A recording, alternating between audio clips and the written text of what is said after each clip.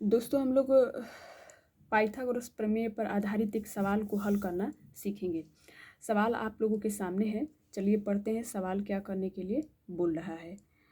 सवाल है, नीचे दी गई आकृति में त्रिभुज ए बी सी समकोण त्रिभुज है जिसका कोण बी समकोण है। यदि ए बी बराबर 7 सेंटीमीटर और ए सी बराबर 25 सेंटीमीटर है तो बी सी का मान क्या होगा।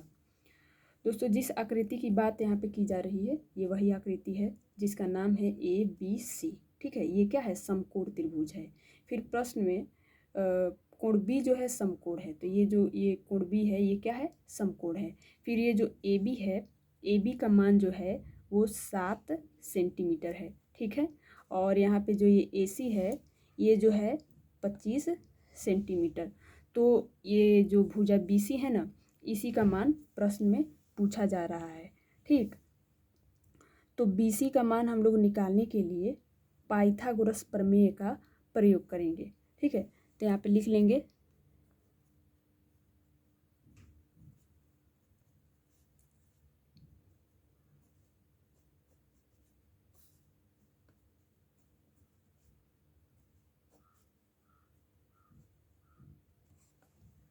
पाइथागोरस प्रमेय से।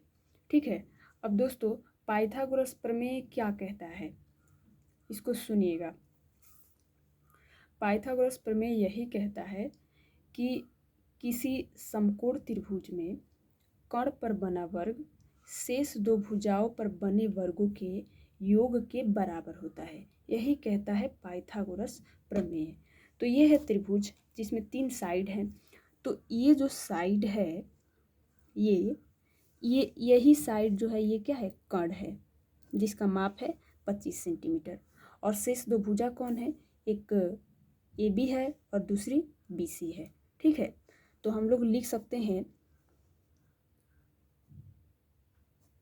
कर्ण ए सी पर बना वर्ग, यानी कि कर्ण ए सी का वर्ग शेष दो भुजाओं पर बने वर्गों के योग के ये बराबर होता है। तो शेष दो कौन है, शेष दो भुजा कौन है, एक ए बी है, तो यहाँ पे लिख लेंगे भुजा ए बी, फिर इसका वर्ग करेंगे।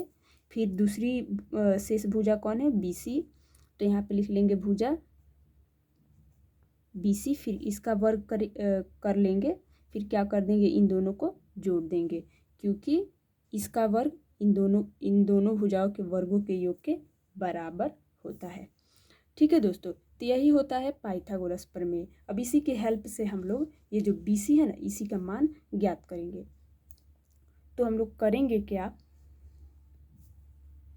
कि ए सी, कर्ण ए सी का माप यहाँ पे कितना है, 25 सेंटीमीटर, तो यहाँ पे रख देंगे 25 सेंटीमीटर। फिर इसका वर्ग कर देंगे, फिर बराबर का निशान, फिर भुजा ए बी, इसका माप कितना है 7 सेंटीमीटर, तो यहाँ पे रख देंगे 7 सेंटीमीटर, मतलब कि 7 रख देंगे और इसका वर्ग कर देंगे, फिर प्लस का निशान, फिर भुजा बी सी, इसका मान हम लोगों को निकालना है, इसलिए इसको बी सी स्क्वायर कर लेंगे।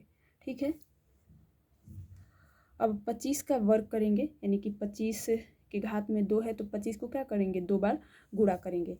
तो जब आप लोग 25 को 2 बार गुणा करेंगे तो आएगा 625, फिर बराबर, फिर 7 का वर्ग करना है, पावर में 2 लगा हुआ है, यानी कि 7 को 2 बार गुणा करना है, तो 7 सते 49 प्लस बी सी स्क्वायर। ठीक है, फिर क्या करेंगे हम लोग, यहाँ से बी सी का मान निकालना है, तो इसको ये जो 49 है ना, इसको बराबर के बाएं साइड में ले आएंगे, तो इधर प्लस है तो इधर क्या हो जाएगा, -49 बराबर बी सी स्क्वायर। ठीक है, फिर 625 में से 49 को माइनस करेंगे तो कितना आ जाएगा, 576 बराबर बी सी स्क्वायर। ठीक है, अब हम लोग इसको किस तरह से लिख सकते हैं, बी सी स्क्वायर बराबर 576। ठीक, अब दोस्तों यहाँ पर ध्यान देने वाली बात है कि ये जैसे ही वर्ग, मतलब ये जो स्क्वायर है घात में जो 2 लगा हुआ है, ये जैसे ही हटेगा तो ये जो 576 है ना, इस पर वर्गमूल का निशान लग जाएगा। ठीक है, यानी कि ये BC बराबर क्या हो जाएगा, √576। अब हम लोगों को क्या निकालना है, 576 का निकालना है वर्गमूल। तो वर्गमूल हम लोग दो तरह से निकालते हैं, भाग विधि से और दूसरा भाज्य गुणनखंड विधि से। तो किसी भी विधि से आप लोग निकाल सकते हैं। तो जब इसका वर्गमूल आप लोग निकालेंगे तो आ जाएगा 24 सेंटीमीटर, और यही 24 सेंटीमीटर ये जो भुजा BC है इसका माप है, जिसका मान प्रश्न में पूछा जा रहा था। यही हो जाएगा आंसर।